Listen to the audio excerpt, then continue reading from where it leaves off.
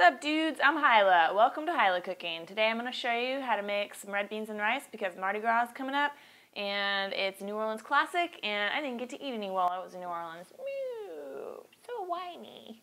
But it's real easy, so let's just do it.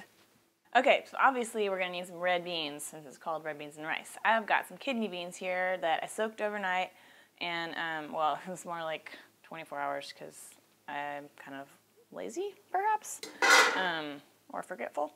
And so anyway, yeah, those are soaked. You don't have to do that, but that makes them cook a little bit faster. So for impatient people, it's kind of good, little time saver.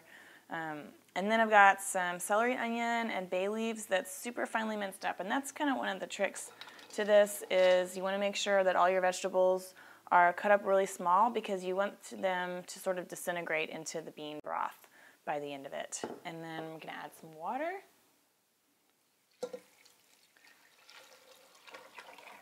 And traditionally this was made like on a Monday with the Sunday's, like Sunday ham roast leftover bones and stuff. But I don't have ham hocks laying around. So I'm just going to make this vegetarian and then we'll add some sausage at the end. So it's a good way to do it so then you can have, if you have vegetarians over too, for whatever reason, you can please everyone. Okay, so we're just going to bring this to a boil and then turn it down and let it simmer for about an hour. All right, so it's been actually about an hour and 30 minutes, but red beans and rice, don't care. So what I'm going to do is make sure, this is how you know when they're done enough, is you pick up a little spoonful of bean and you mash it with your finger. And if it mashes, then you're good. So then I'm going to add my bell peppers and garlic and parsley and my thyme. Looks like I'm all out of time. Get it? Okay. And my salt. Also out of salt, apparently. And give that a little stir. And then this is the important part of red beans and rice is you want to like use your spoon to kind of mash some up, and that's going to make like a really creamy kind of sauce. It's going to be really delicious over the rice. So just the back of a spoon, kind of mash them up like against the side of the pot. Maybe mash like a quarter of the beans approximately. And since my additional vegetables lowered the temp a little bit, I'm going to turn the heat up just a little just to get it back to a good simmer. Okay, and then we're just going to let it simmer for another 30 minutes or so with the lid off. So it'll make a nice thick red beans for our rice.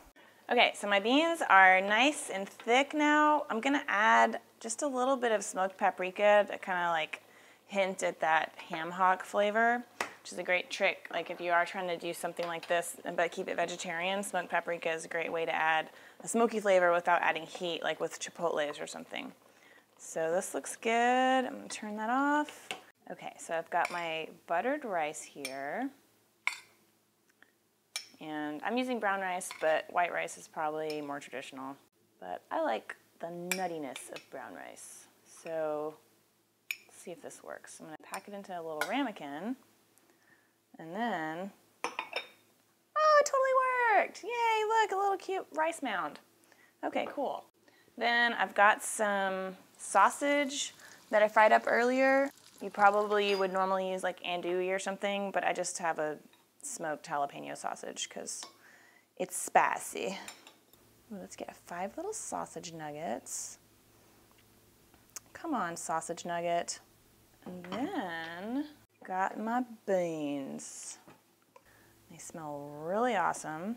And I tasted it for salt. That's a good trick to know too, to taste beans, like when you're cooking a pot of beans, to make sure they have enough salt in them, taste the bean liquid and not an actual bean. That'll give you a better idea if you need to add more salt or not. Yummy! Okay. Whoa, dudes. This is real hot. Mmm. Dudes, that is some down-home cooking. Also, I should put Tabasco on it or something like that, but I'm just going to keep eating it like this. Or crystal sauce. That would probably be even more New Orleans. Okay, well, there you go. There's how to make red beans and rice with an additional fried sausage topping, and I hope you try it, and happy Mardi Gras. If you have any questions about the recipes or anything, make sure to leave them in the comments somewhere, and I'll try to get to them on my new Saturday video Q&A thing that I'm doing now, because I'm crazy. But thanks for watching, and I'll see you guys later. Happy Mardi Gras. Woo!